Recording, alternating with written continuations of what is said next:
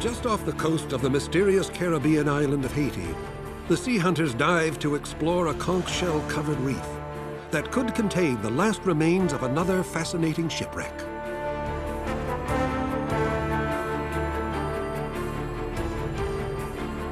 Join the sea hunters as they use sophisticated search equipment to find the last remains of a world-famous ghost ship, the Mary Celeste.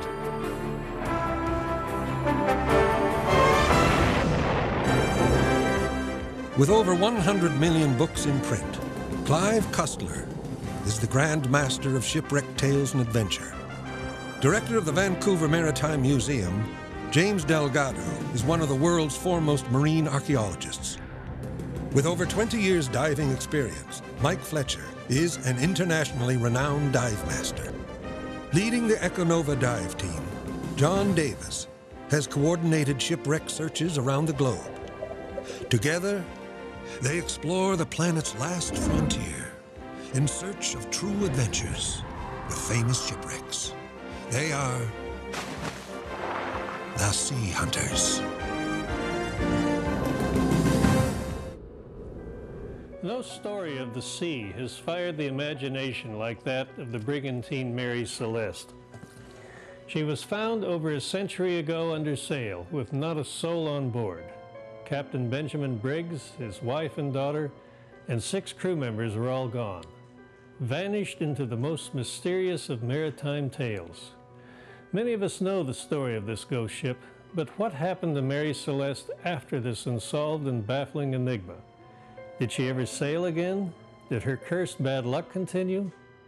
Join us as we search for the last resting place of history's most famous ghost ship, Mary Celeste.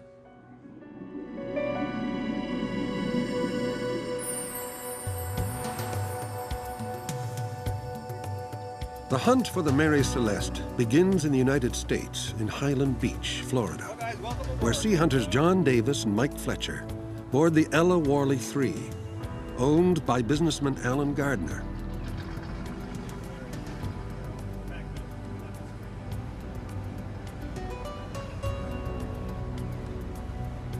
Before long, they are headed out the channel past the magnificent waterfront homes of Fort Lauderdale, the playground of the wealthy. Leaving this wealth and luxury behind, they set a course to one of the poorest places on earth, the nation of Haiti. The waters of the Straits of Florida and the Windward Passage are calm as they start their crossing to Haiti. A small sailing vessel made another voyage under very different conditions in December 1884. But unlike the Ella Warley, she was sailing to her death. Her arrival in Haiti would end a career of mystery and misfortune, the career of the cursed ghost ship, Mary Celeste.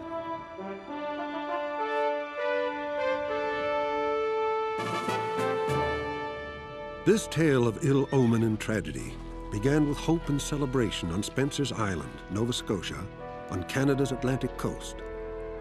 There, in May of 1861, a small crowd witnessed the launch of the shipyard's very first vessel, the trim little tall ship, Amazon. Bad luck plagued her from the beginning. On her maiden voyage, her master fell fatally ill.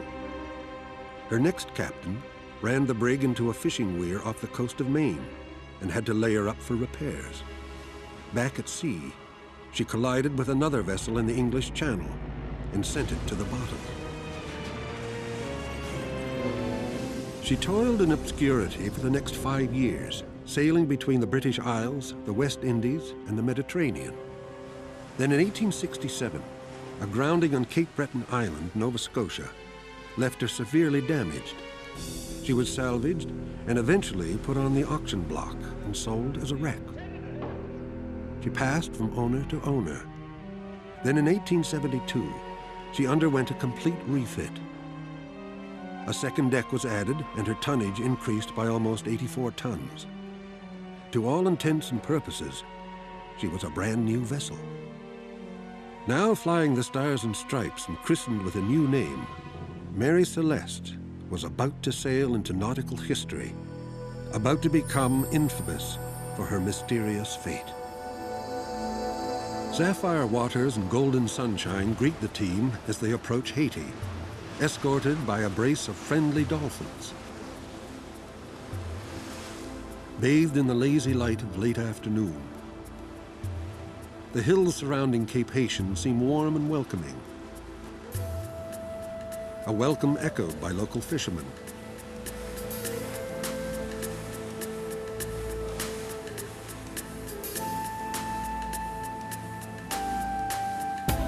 Music wafts across the bay from a passing coastal ferry.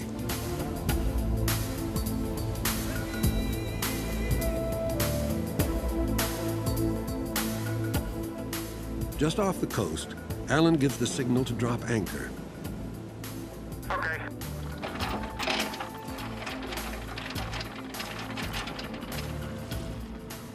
As arranged, the local water taxi approaches, bearing a familiar face.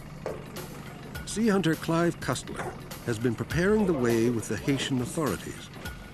Also joining this expedition is Jean-Claude Diekmer, who knows the area and the language.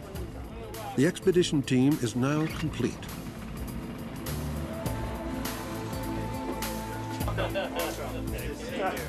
Before the reunion of old friends and new gets too social, a sudden tropical shower reminds everyone of the work to be done.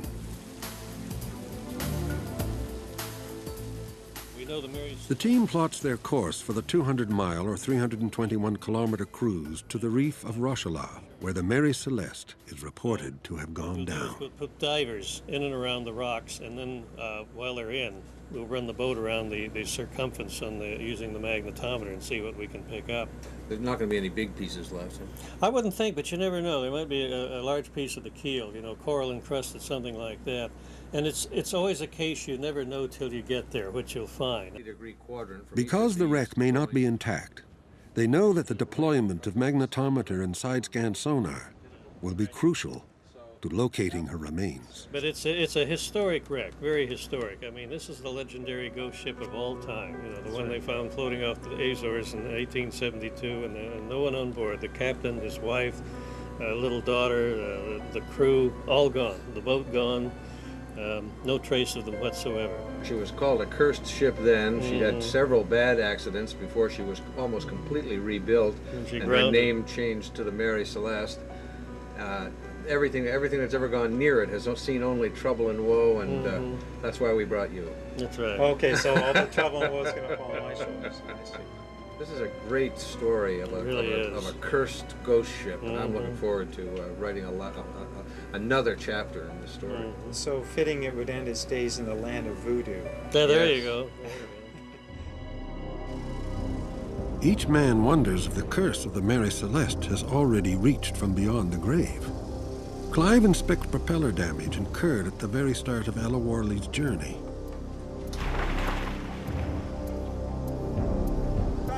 In the dark of night, the crew had been forced to attempt repairs. They knew that unless they could jerry-rig a replacement, the expedition would be over before it began. And then, to make matters worse, a flash of lightning signaled the arrival of a storm brewing up out of nowhere. Repairs made, their journey continues with a certain wariness and respect for the mysteries of the sea.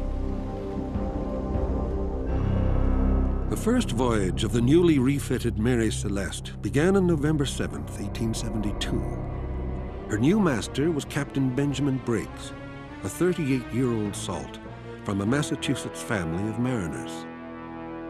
Briggs was of sturdy, God-fearing stock, a strict but respected captain.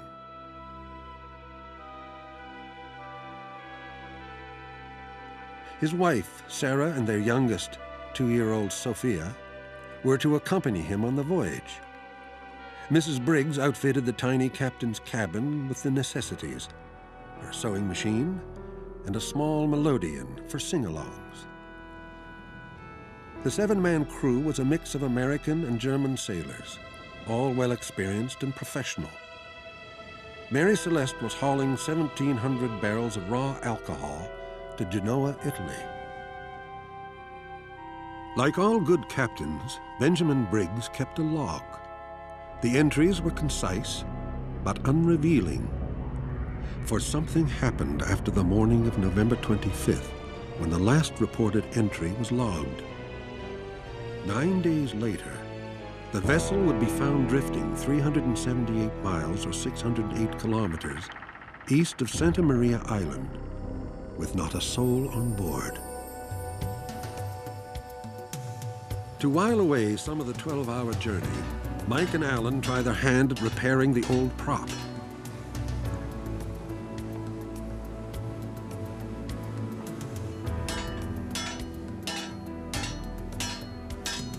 The clang of metal on metal does little to disturb Clive's meditation.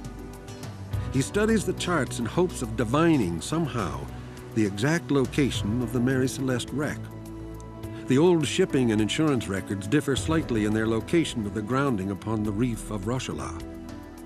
They plan to explore the whole reef, but have no idea what to expect, and 116 years of tides and currents will no doubt have their effect. The team has settled upon an area for the search, but Clive knows there are no guarantees.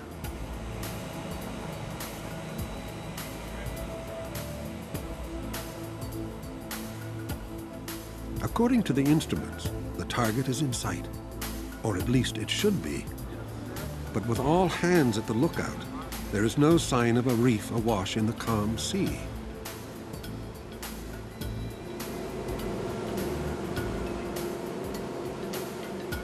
Clive at last spots a small island which appears to be inhabited.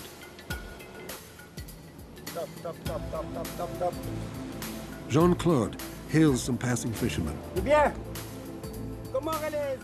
In Creole French, he asks if they've seen any sign of shipwreck beneath the crystal waters.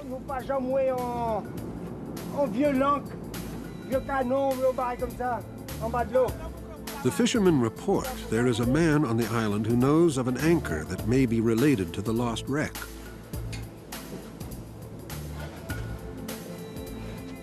This is a surprise. The charts make no mention of an isolated community.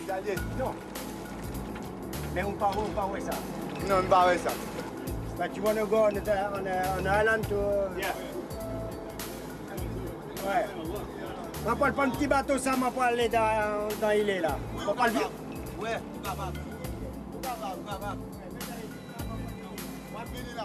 Did you ask him what his name is? The one that's doing the talking. Comment elle est où même? Antoine? Douane? Comme douane là? Aïe, aïe, aïe! Merci, Douane! Douane, piston. John, Mike, and Jean-Claude enlist the fishermen to take them to the island for a look around.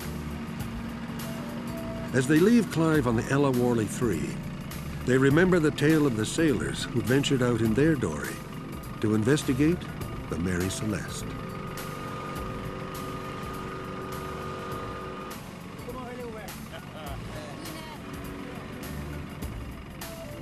On the afternoon of December 4th, the brigantine Dei Gratia was sailing the Atlantic north of the Azores, bound for Gibraltar.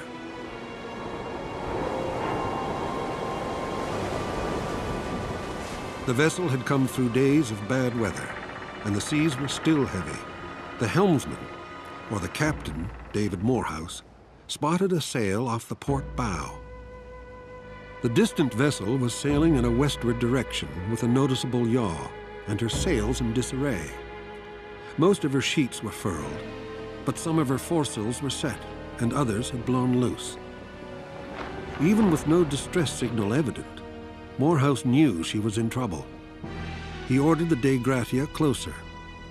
He repeatedly hailed the ghostly vessel, but received no reply.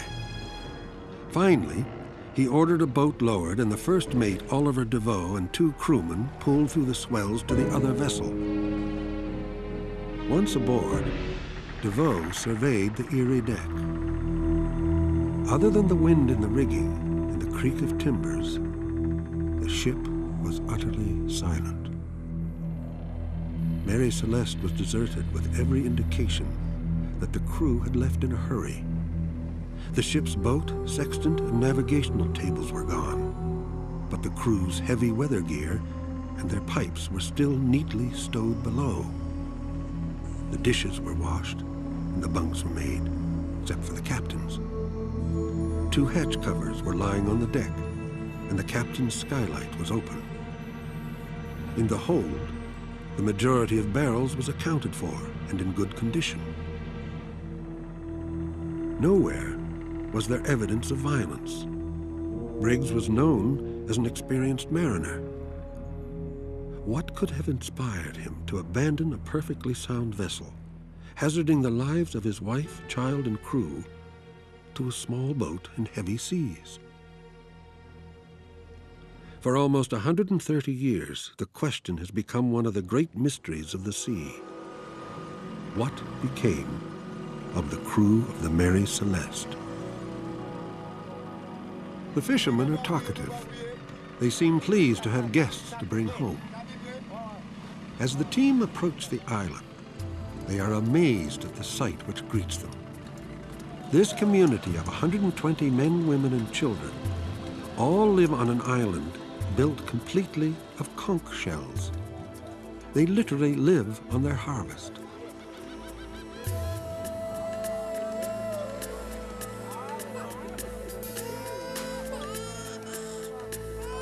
The odd-looking strangers are not a welcome sight for everyone.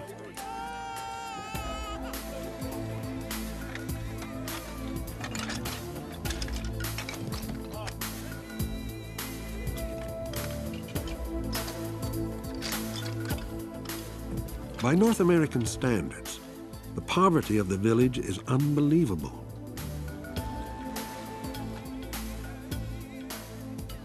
This tiny community lives entirely by the sea. People who live here were originally from the southern tip of Haiti. The idea to build the reef up using conch shells originated from 3 brothers from whom the islanders are descended. And it gives the island its unofficial name, Trois Frères, or 3 brothers. They farm the conchs, which are so plentiful in the shallows surrounding the island. They eat some of the meat and trade the rest for the basics they need to survive, and use the discarded shells to build up the reef and support their fragile homes.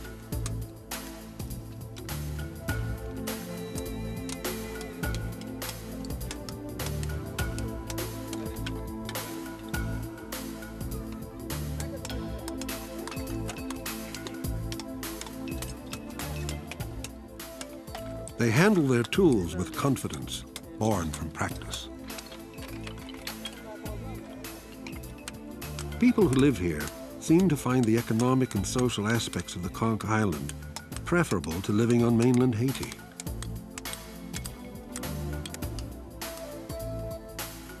The heaps of shells give the place a moonscape quality. Nothing green grows here, and yet, here these people live and work in a close-knit community. Yeah? She's gonna put it on for us? Okay. She's gonna get a shot of, after this, get a shot of his boat landing. Yeah, homemade. Beautiful. Nice work. And amidst the constant bone-dry clatter of conch shells rings the sound of laughter and playing of children. One gets the feeling that visitors are not a usual event.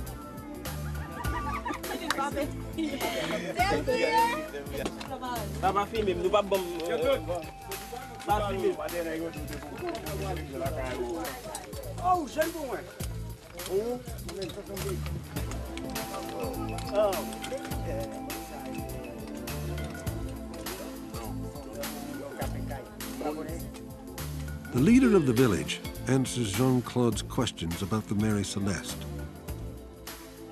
He provides the team with some idea of the underwater geography of the conch shell island. But as for a wreck, he and his people know of no such thing. His people know every inch of the local seabed, so this news is disappointing.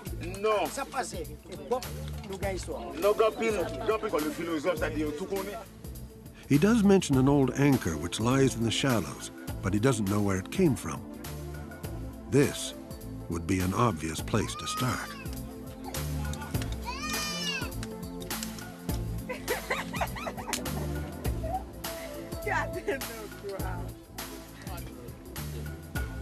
Headed back to the boat, they are spellbound by the way of life here on the island, and feel almost as if they've been engulfed by the Mary Celeste mystery itself.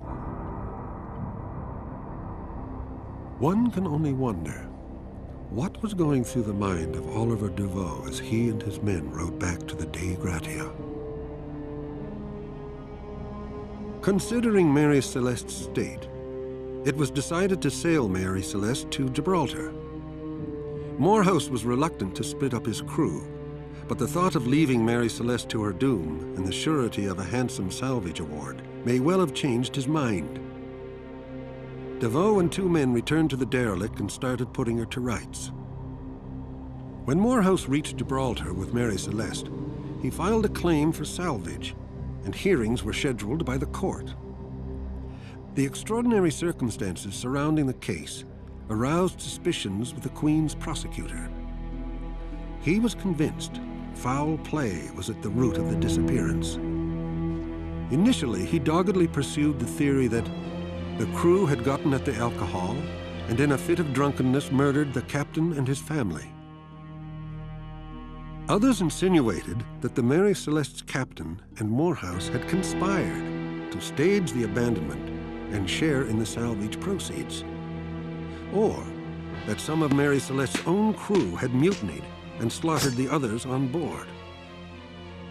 In the end, the court dismissed these accusations and cleared Morehouse and his crew of any suspicion.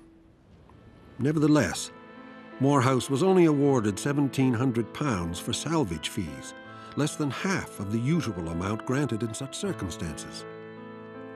As for the mystery of the missing crew, the court offered no solutions. Sailors are a superstitious lot, and for the rest of her career, the Mary Celeste was branded a jinx. Her owners would often have difficulty finding a crew willing to sail her.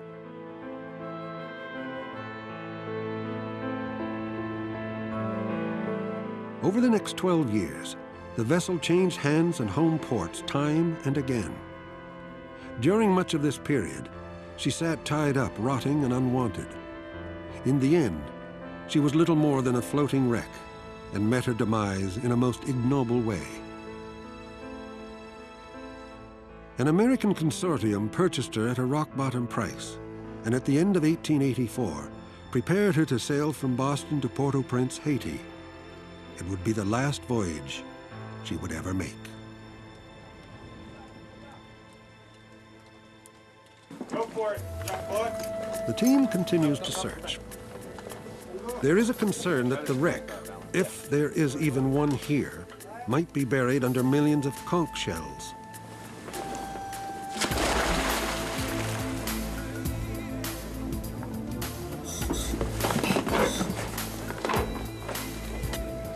Now, anytime. Okay. Straight up. Mike and Jean-Claude began searching the area suggested by the village leader. The water is shallow and the visibility is excellent.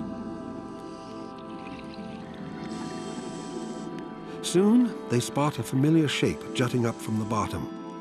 It's an anchor, but more than likely too large to have been Mary Celeste's.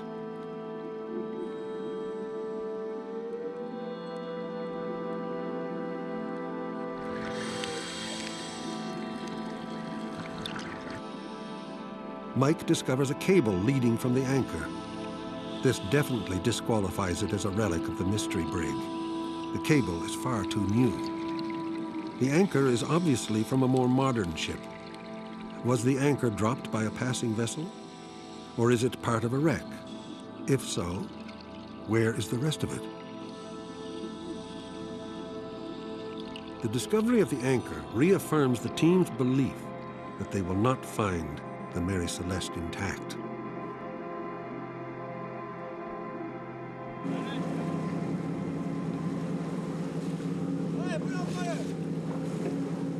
They begin to run magnetometer scans of the area.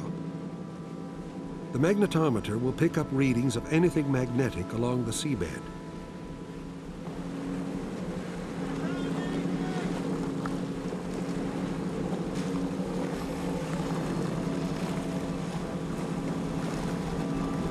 Straight in there. It's going to be an area there, so. The habitation of the reef complicates the scan. An anomaly could simply turn out to be a gas can or knife dropped by one of the fishermen. The scan turns up faint readings closer to the island, too close for the Alawarli. Could this be the Mary Celeste? Did you get that Same time? place, but it's not quite. It wasn't quite as big because I was a little too far in. They were slightly off too. Yeah, it was right off the boat. Right up there. Yeah. Well, there's something there. I don't know whether it's what we want. It isn't that big. It's not that big. Well, maybe we just didn't come close enough to. It could be further in. Yeah, I can't get any further. No, did I say that? Equipped with a portable magnetometer, Mike sets out to find the source.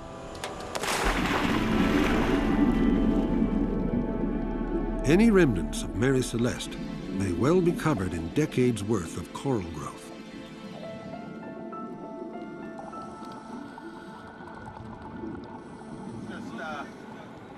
Alan reports their findings to James Delgado. Totally different. Totally different. And we've talked to there's a lot of natives out here fishing and stuff, and we've been talking to them, and everybody said there is nothing here. There's no low areas. There's one low area, but that's it. And there's a village on it. So we're still looking though.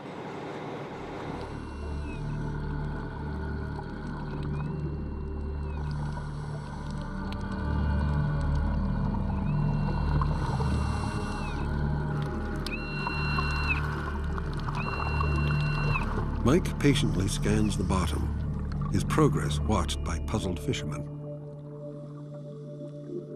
At last, his patience is rewarded. He also gets a reading off what appears to be a chunk of wood. It's not much, but it's an indication that they're on the right track.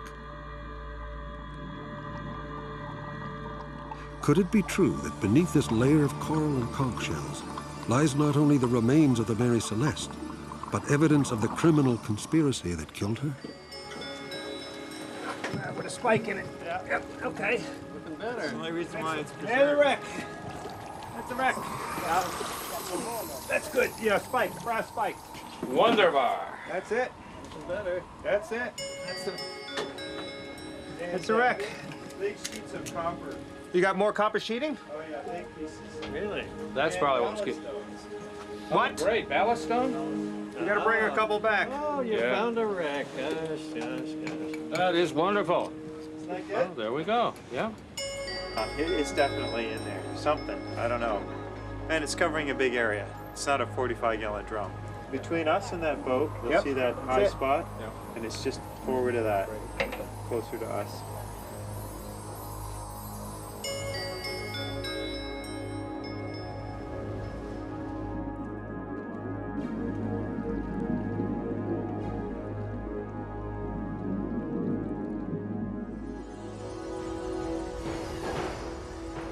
The American consortium loaded the Mary Celeste with her last cargo in Boston. And such a cargo. Her manifest listed everything from casks of ale and tons of butter to cases of new boots and crates of hardware. The lot was insured for the princely sum of $25,000 by 5 different underwriters. As he approached Haiti in a dead calm and clear weather, the captain, Gilman C. Parker, ordered the helmsman to run the ship aground on the reef of Rochela. Once she was firmly fetched on the reef, Captain Parker ordered the crew to cut away the masts. Parker unloaded what he could sell.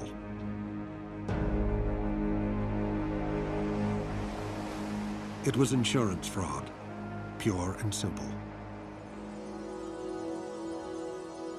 One of the things that will be important is to get enough information and get it back to Jim Delgado, who is the team's archaeologist, and be able for him to understand what we've seen.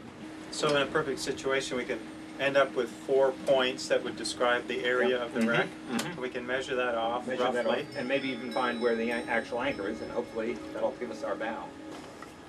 With the finding of the ballast stones and nails, the team is sure they have a wreck.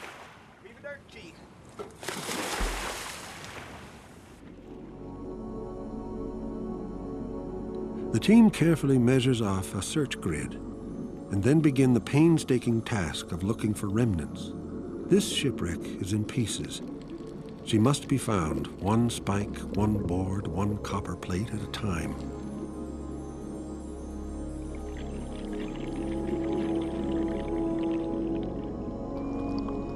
Beneath the decades of coral and conch, the team sifts out tiny shards of the wreck.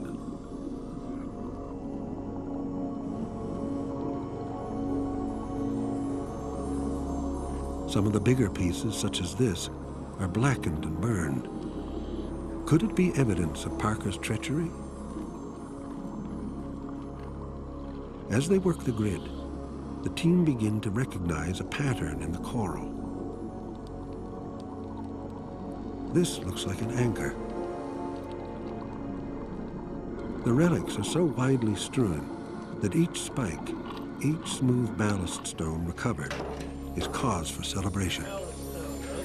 The coral is cut exactly where the wreck went in. Really? Oh, it's like you would describe normally. You broke the coral.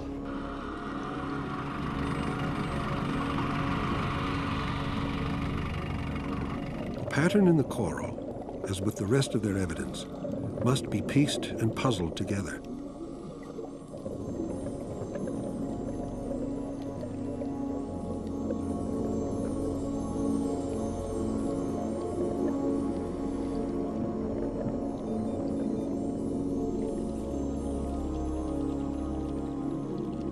The divers continue to sift through the silt and coral below for signs of the Mary Celeste.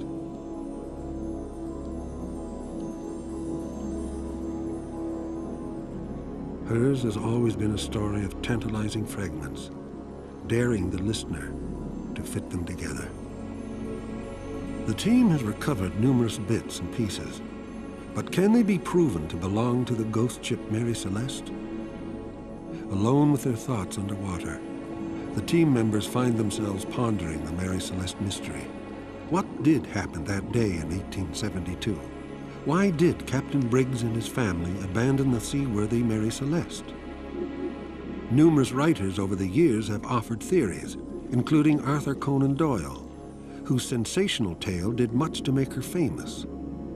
Some have suggested mutiny and piracy at sea. Others drifted into the occult, laying the blame on the Bermuda Triangle or alien abduction.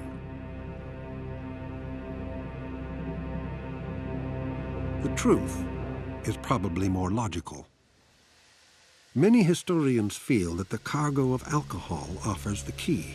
Thinking that the vapors from his cargo of alcohol had filled the hold, turning the Mary Celeste into a floating bomb, Briggs may have panicked. So, he and his crew and family fled to the longboat while the vapors dissipated. At this point, something went terribly wrong. Somehow, the tether stretching from the boat and the ship parted, and Mary Celeste sailed off into infamy, leaving her crew and master to be swallowed up by the seas.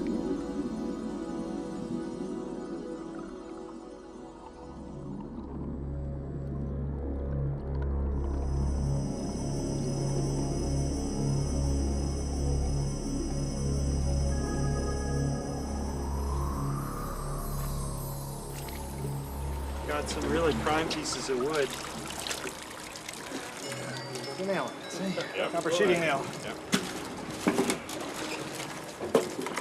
Got 2 or 3 pieces with nails in it. Nails in it?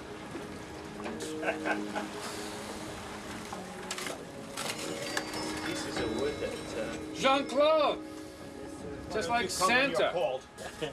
I thought they were all Scots. So we got his cup. So there was an iron spike, yes. Yeah. More The wood with the nails gone. Yeah, that's great. Great.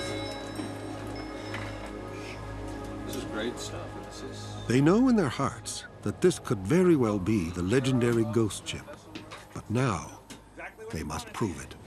I was trying to get Jean-Claude to leave the big... Parker's destruction of the Mary Celeste was premeditated, and the insurance investigators soon discovered that the cargo manifest was a sham. Bottles of ale were filled with water. Crates of silverware contained cheap dog collars. A warrant was issued, and Parker was arrested. He and the shippers were charged with conspiracy, and Parker also with barratry, a crime punishable by death under U.S. law. But the proceedings produced little satisfaction and less justice. While the shippers admitted their guilt and made good on their debts, a hung jury declined to convict Parker, and he was released.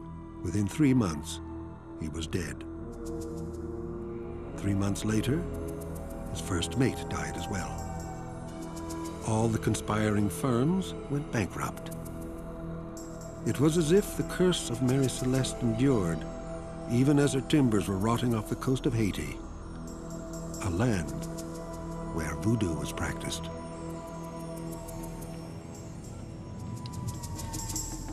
Again, Mike?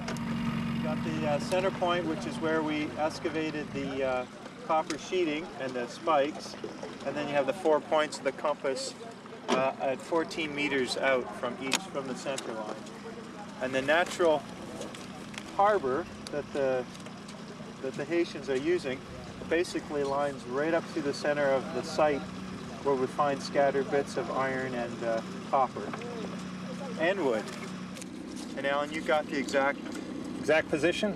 straight up and down over where we excavated exactly the where we are. copper. Yes. The location of every article recovered has been carefully plotted, which has enabled the team to diagram the position of the brig when she went down. Prior to this expedition, the only clue to her position was the captain's report that he drove her plumb on the center of the reef. Over the last 2 days, the team has used GPS to fix and record the exact position of this shipwreck remains. Mike will now remove the buoys from the site. As the Ella Worley raises anchor, the team takes a last look at the reef, which may have claimed the Mary Celeste. This barren reef, now the precarious home of the fishing community, is a tangible example of the ebb and flow of history. One community built on the bones of those that came before. For the sea hunters, there is no greater satisfaction than giving voice to the relics of the past. Displayed on the deck are the tiny artifacts of some once proud ship. Now more a part of the sea bottom than wood and iron, they must be bathed in seawater to keep them from drying out and crumbling. Chunks of timber, some still bearing scorch marks, ballast stones, spikes, and copper sheathing. Perhaps tangible pieces of a ship of legend. A campfire ghost story made real once more.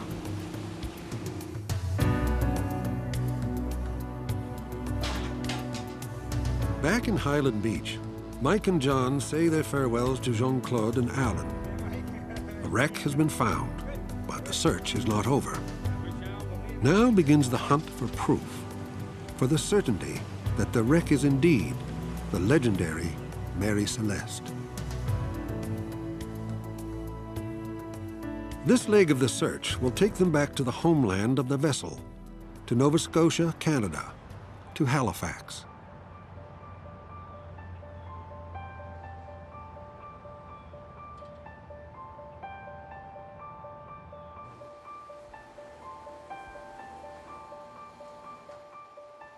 John and Mike meet with scientist Alan Ruffman. Here, they will cut samples of the ballast stones and try to secure a wood sample that can later be date tested in a lab by James Delgado. Oh, you got some weight to that. Come on in. Wow. Let's see what we got in here. Wow. Oh, this is quite a dense rock, heavy. But that's a good thing, right? Yep, and I think what we're going to try to do is to figure out whether this is a rock that came from Nova Scotia. So with that sample number, we're going to follow it right through the process I suggest that we're going to cut a thin section off 3 different corners and have a look at actually the mineralogy, the actual texture of the rock, perhaps the age, perhaps the geochemistry, but can we in fact match this rock to the kinds of rocks that we know come from Nova Scotia and are found in the Minas Basin close to the area where the Mary Celeste was built. Let's figure out what's inside these rocks.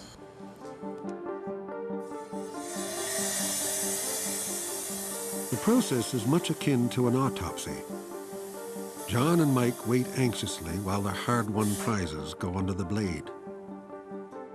Samples of the rock will be cut for mineralogical analysis to determine if they are consistent with the geology of Nova Scotia, or if they are native to New York, the site where Mary Celeste had her major refit.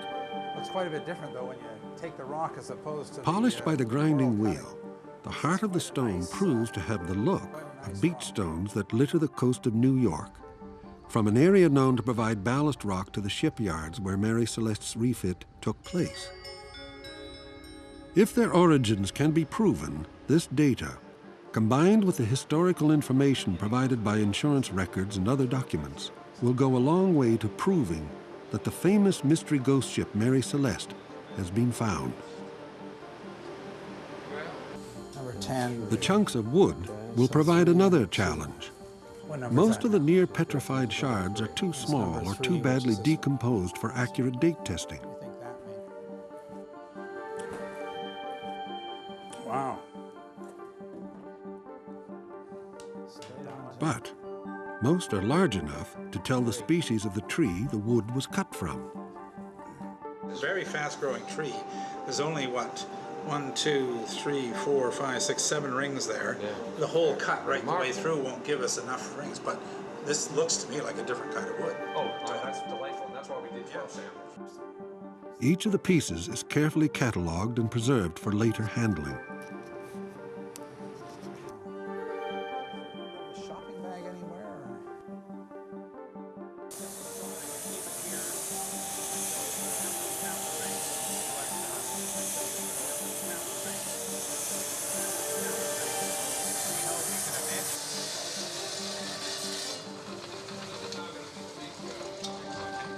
This is a reasonable number of rings. Keep the 2 pieces. This is actually another piece of wood. Yep. Finally, the team discover a piece willing to part with her secrets. But here, you see from here, 10, 20, 30, 40, 50. So this is datable. This is datable. I'm excited. That's wonderful. This is a tremendous stroke of luck. They have a piece suitable for dating and 12 samples to be tested for species type. This is what we've done here, is we've gone right through the middle of the whole sample. And the question is this type of wood the kind of wood that might have grown in Nova Scotia, might have been put into the Mary Celeste? Is it a wood that's totally exotic to Nova Scotia and therefore may have no relationship to the vessel? If it is wood that could be in the Mary Celeste, then we'd like to know what age it is. And we want to match this tree ring sequence, the dendrochronology, with a known chronology in this particular type of wood and see if we can put an age on each one of those rings. This is the wonderful thing about tree ring work, is that in fact each tree ring represents an individual year.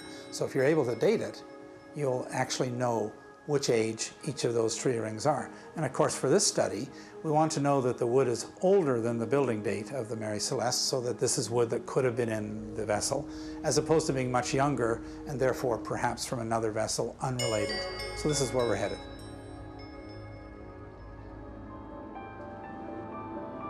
In the lab, sea hunter James Delgado assembles and distills the data derived from the Haiti samples. Having the wood samples and an initial analysis from scientist David Etheridge, he compares them with known samples from the Bay of Fundy region from the 19th century. Their rigorous testing leads James Delgado to one conclusion. The samples retrieved from Haiti are without a doubt pieces from the lost brigantine, Mary Celeste. I'd like to thank everybody, all the ladies and gentlemen from the media to come out in the hot weather and be here today. The Mary Celeste, as we know, is one of the great all-time ghost stories. We've always heard of the Flying Dutchman, which was myth, but the Mary Celeste is fact. Found floating offshore off the Azores in 1872 with no one on board, her crew of 6 gone, her captain, Benjamin Spooner Briggs, and his wife, and young 2-year-old daughter all had vanished and had never been found. The Board of Inquiry, of course, came up with all sorts of scenarios to it, everything from mutiny to, murder to mayhem. But the story pretty much is they abandoned the ship for whatever reason, and then the ship sailed off and left them. So it's a great story, and one that will continue to haunt future generations for a long, long time to come. It seems ironic that the tale of Mary Celeste ends in the cold, factual realm of a laboratory. For 130 years, the very mention of her name conjured the irrational. She was inextricably linked to the occult, to ghostly fantasy. For generations, the mystery surrounding the disappearance of Briggs, his family and crew, epitomized the unexplainable. Perhaps it's significant that in her final death on that reef in Haiti, she ultimately allowed for the establishment of a colony of people that the film crew did meet and who filmed, and those people living there on that reef still fish and work those waters, and their boats use the channel that Mary Celeste cut through the reef, and that channel allows them to go out and fish. So in the end, perhaps the curse has been lifted, and Mary Celeste now offers a chance for life for those people in that faraway Haitian community.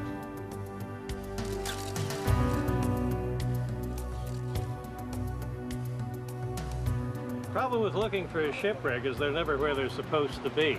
And you make all these great plans because you figure everything is the same as it was 130 years ago. And the problem is when you get there, it's not like the old charts, it's not like what you imagine, nothing is what you expect. That's why this was so unexpected. I mean, it was just nothing in our wildest imagination to figure this barren reef would all of a sudden look like this with people living there in their shacks, farming conch shells. So would you believe it? One of the most famous ghost ships in history, the one that's come through as a legend, abandoned, nobody on board, the Mary Celeste, now lies under 1 million conch shells beneath a shanty town. The tangible relics of a wrecked ship proved existed, but the riddle of that ill-fated voyage in 1872 will haunt us forever. The mystery of the Mary Celeste will live on. And now it's your turn to get up off that couch and go into the deserts, go into the mountains, go under the lakes, the rivers, and the seas, and search for history. You'll never find a more rewarding adventure.